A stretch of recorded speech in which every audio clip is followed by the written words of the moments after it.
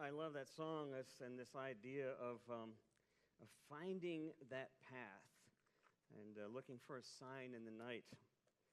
And how do we know it's not a trick of the light? But this idea of the soul in our the ocean in our body, river running through our soul. I'm going to play with some of these ideas. I want to go back to this text. Finally, whatever is true, whatever is honorable, whatever is just, whatever is pure, whatever is lovely, whatever is commendable, if there is any excellence, if there is anything worthy of praise, think about these things. What you think is worthy of praise and what I think is worthy of praise are two very different things. Maybe. It seems to me there's something more than just this that is holding Paul's life together, that is holding the early church's life together. Something deeper, more connected that they have to rely on. A couple of weeks ago I preached on, I used the text from Martin Luther King's letter from Birmingham jail where he says that we are somehow inextricably all caught up in the network of life, interconnected, so that whatever injustice happens to one is an injustice to all, and somehow who I am has influenced you, and somehow who you are has influenced me. And I got to thinking about this idea of community and what exactly is it that sustains Paul and this early church, and that it's available to us to be sustaining. And part of what I realized is the grace that exists in our stories, in our shared stories, even our unspoken shared stories. Because all I had to do was just for a moment think about your faces. And all of a sudden I felt I was buoyed. Now, not that you all agree with me all the time, because I have 2 or 3 of you that I love to talk to who will tell me things like, I write you 2 or 3 emails, I'm angry with you, and then I delete them. Or one of my other favorite things is somebody who will share with me, I don't agree with you always, and I almost always don't agree with you, in fact, And I think, I need that humility. I need someone to come up to me and say, you're not saying enough about this. I may disagree with you about that, but I need that. I need the opposite, right? I need to know that life is bigger than just what I think is honorable or what I think is excellent. I need to know what you think is honorable and excellent, and then I need to see what is underneath all of that truly connects us and holds us together in a way in which the kingdom speaks of us being compassionate and seeking out justice in the bigger picture. I need to have that. And so I want to share with you a few ideas here about what it means to live with this sense of authenticity, with this sense of interconnectedness, I suppose. How do we rejoice always?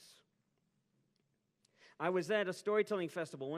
Many of you know I traveled around for 20 years after being in the local church for about 12 years, and then traveled around for 20 years as a storyteller and musician. And early in that career, as I was traveling around, I got invited to go out to Ireland for one of my first trips. This would have been back in the mid-'90s. And I wasn't invited as a teller, but just to participate and be a part of the community. And it was on this place called Cape Clear Island. It's a magical, mystical kind of island. It's just off the coast of Cork, in the southern part of Ireland. Take a ferry to get out there. The island literally sort of sticks up almost like a point, so that when you come to the dock, the first road is straight up. And everything are on the sides of these steep hills.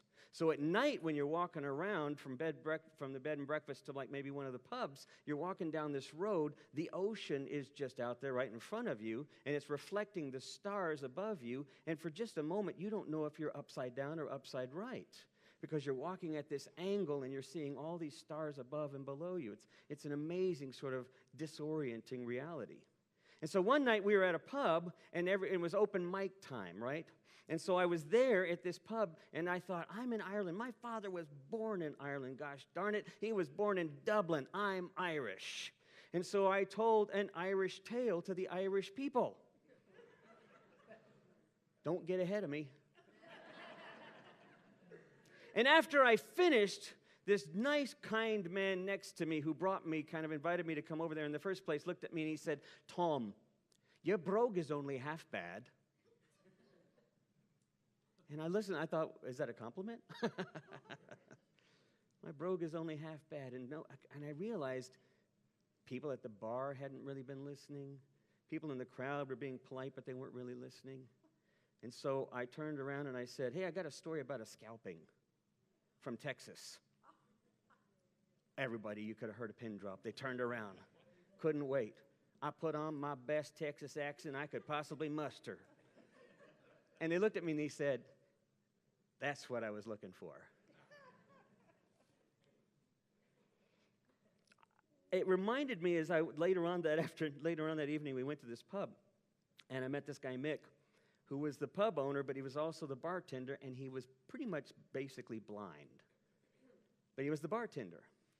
And I didn't say anything because I didn't want to, be rude, but I did wonder, how do you make a drink when you're not sure what you're pulling from, right? And obviously, he'd memorized spaces, and he memorized the relationships of where things are. And he made drinks, and he poured pints of Guinness, and it was never a problem. And it reminded me immediately of a kid that I knew from college named Gary. And Gary was depressed all the time. And the part of the reason why was because, as you remember, I was active in the University Christian Fellowship back in the college days at UT, and he was part of that group. But he never told anybody, except for his closest friends, that number one, he was gay, he was Christian, and he also had his left leg had some kind of problem, and I don't remember what it was, but he limped a lot, and he just never felt like he fit. He was depressed all the time. And oftentimes he would confess to being even a little bit suicidal, sometimes such that some of us would gather with him just to sort of keep him, in a place where we could kind of keep an eye on him. We'd involve him in sort of a jam session. He was a bassist. And not that being a bassist is any part of that depression thing. That wasn't it. But he had this darkness about him, this narrative about him that he was living by that said, you are not worthy for any number of reasons. And so one day, I hadn't seen him, and he came and showed up, and his spirit had been lifted. He was happier. He was positive. He was smiling. And I said, Gary, what's going on? I literally haven't seen you this upbeat in a long, long time. And he said, Tom, I was at my worst place the other night. He said, I had never felt so out of place, so disconnected, so lost and depressed and negative about myself, and I was doing laundry, and I was sitting there staring at the dryer spinning around, and I was watching other people in there, and as I watched everybody, I noticed, just for a moment, there was this pattern to everybody's movements. There was this pattern to how people did laundry and wash so that it was done right and effectively. And it suddenly occurred to me, what's missing in my life is I haven't found the path. But there is a path. I just need to find it. And that turned his life around, finding that pattern. When I was a kid, I used to have these nightmares all the time. I've shared this to some of you before, with some of you. It was part of the brokenness in my family. My father and mother divorced when I was young. There was a lot of violence. There was a lot of dysfunction in the family. And as a second grader, first grader, and even into third grade when we moved to Fort Worth, I was having these same nightmares almost every night. And sometimes my mother would come in the middle of the night when I would say, there's these monsters out there. I can see their eyes looking through the darkness. I can see them blinking, which, of course, were the lights in the alley in the distance behind the trees. But to me, in the darkness, they were eyes staring at me, condemning or judging. And I said, there's these monsters out there. And she'd say, Tom, that's just your imagination. And that was no help at all because my imagination was totally out of my control. That's what was getting me into the problem in the first place. She'd say, it's just your imagination. Well, that doesn't convince me it's not real, right? Because we imagine a lot of things in the world, don't we? And we claim it as real. And yet it's just an imagination.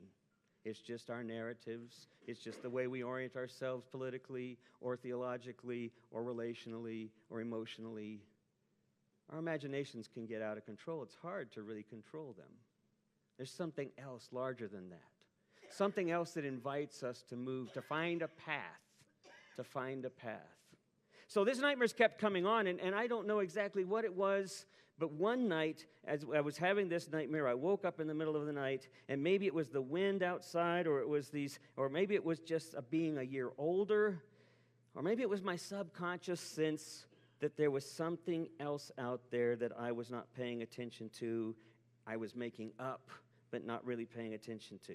So I grabbed up my sleeping bag, and I grabbed up a pillow, and I snuck out of the room, went down the hall outside in the backyard, and I thought to myself, if there are monsters, and I've been having these monster dreams and imaginations all these years, then they must not dislike me that much, because they haven't done anything to me yet.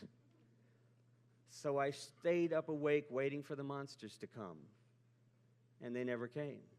I woke up the next morning. My mother found me outside, brought me back in. We had breakfast.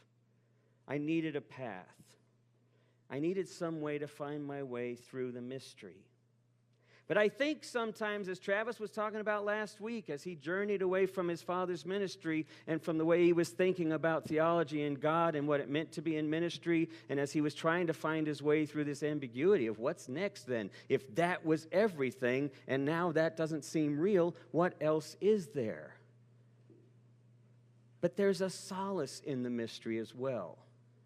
There is this place of rest in the midst of that mystery. When we realize that there is a path, sometimes the path simply comes out of the unraveling before it can become something else. And I began to learn to trust the space in which I found myself. You know, I was in Albuquerque last week. And the reason why I was in Albuquerque was because I was invited by a friend who had been a minister at Presbyterian Church over in Dallas, and I'd known him for years. He was the founder of Uncle Calvin's, for those of you who know about Uncle Calvin's Coffee House over there. And he had been in ministry in the Oak Cliff area for many, many years in sort of this mixed, impoverished, transient kind of neighborhood. He moved to New York to become a minister of urban ministries for the whole Presbyterian Church, and then eventually took a small church in La Mesa community of Albuquerque. Now, if you've been to La Mesa community, you'll realize why you never saw it before.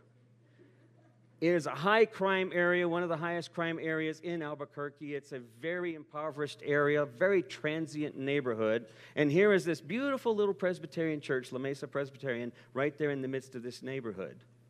Clean, beautiful, simple. Sanctuary holds 150 people maybe. Beautiful windows. Across the street is an elementary school, La Mesa Elementary. And then there's a garden that takes up about 2 lots that the elementary school, La Mesa Presbyterian, and the community built there some years back. If you spend more than just a couple of days there, you notice that every room in that church is utilized every day of the week by some community group, some service, social service, some counseling service, some tax preparation service, some food service, a food bank that operates every 5 days. The place is constantly, that church is constantly in mission to its neighborhood all the days of the week, including Sunday even. When I spoke to the church, the first thing I could possibly say was, I'm a little bit ashamed to be here in front of you. This is the highest per capita in mission congregation I've ever been involved with. Everyone there practically was involved in some form of ministry in the neighborhood. And I remember what Trey said to me. Trey said to me, he said, Tom, because I was there, by the way, I was there to sort of speak about starting new services, starting creative new services, new worship services.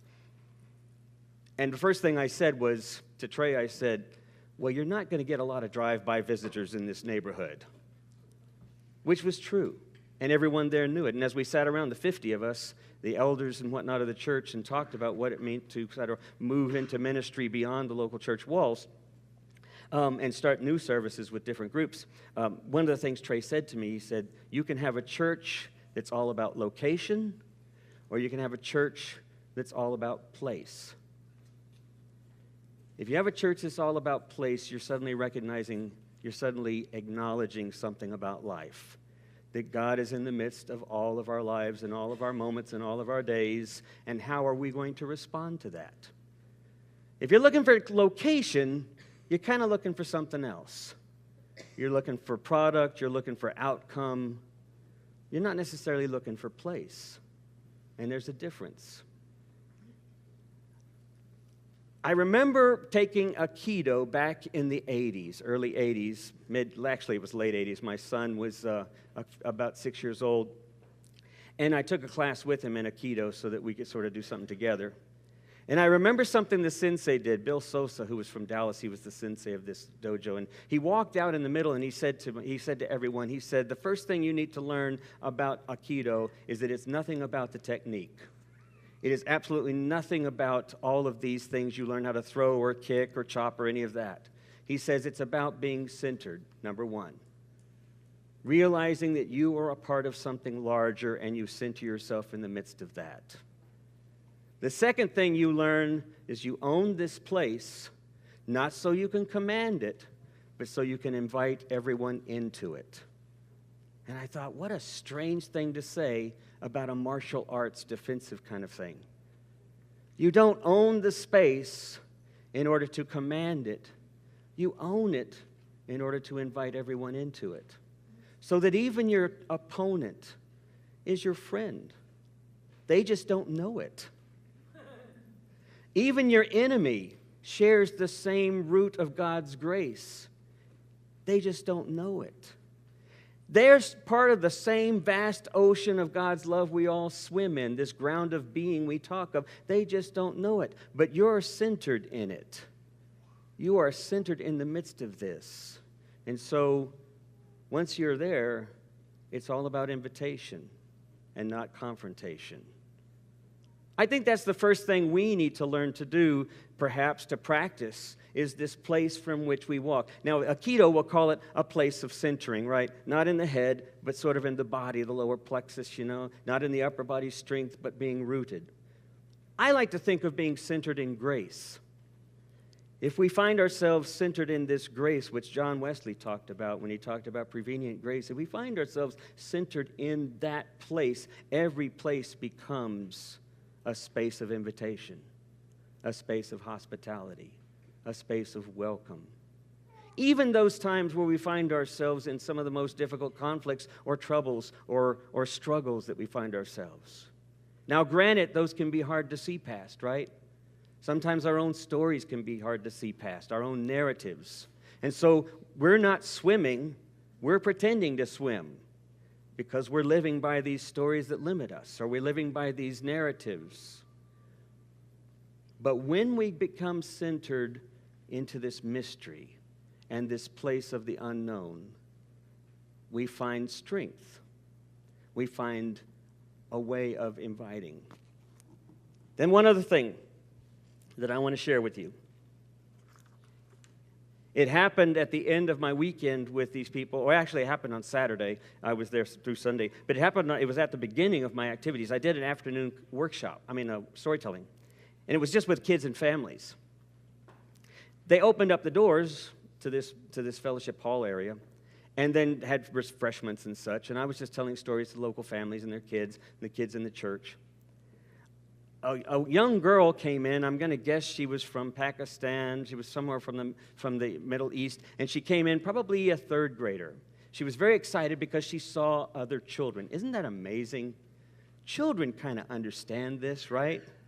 Children are sort of present to play. Somewhere they learn that it's more about what we claim and defend and define as ours, but early on it's about just play. Let's all play. And so this girl comes running in and sits down with some of the other kids. Her mother comes in complete in a hijab and robe. I forget what you call that, but she's wearing a traditional Muslim clothing.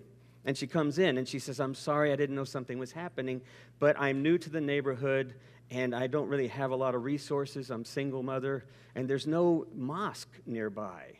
She said, "Is it all right if I come in and have something?" And they said, "Oh, you're welcome to come here anytime you want to, and you won't find us judgmental." So she was invited to come in, and she sat down, and the daughter suddenly had this place. She had a place to be, and you could tell because she was included. She had a place. The kingdom of God is about creating place for one another. Not defining place, not defining what's right or wrong or what's honorable or what's excellent, but finding grace in one another, seeing Christ in one another, if you will, realizing we all swim in this same ocean. The last thing.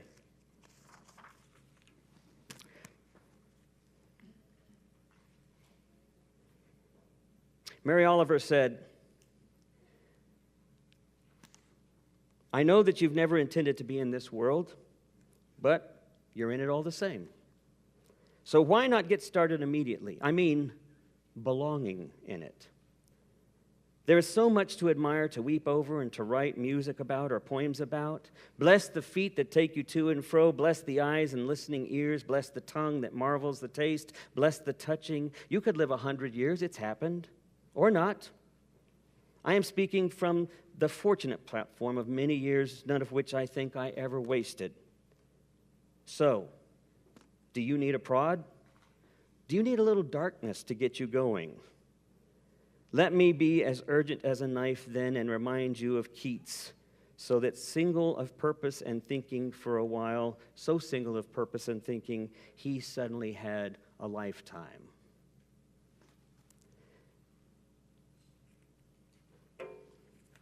I think one of the things that we are invited to be about is this community of grace. Community as a means of grace, as a way of finding connection. And one way which we do that, I think, is by beginning to center ourselves in this awareness of grace. I dare you, I invite you, but I even dare you to stand in the midst of a moment, maybe at work, maybe here later, maybe at home, but begin not to think here, get out of this place, get into this place, and just begin to think thankfully about what is around us, where we find ourselves each moment. I even challenge you to see the very people you dislike as swimming in the same ocean of grace, as sharing the same possibilities of wholeness. They just don't know it yet. And they won't know it until you claim the space and you invite them in. Amen.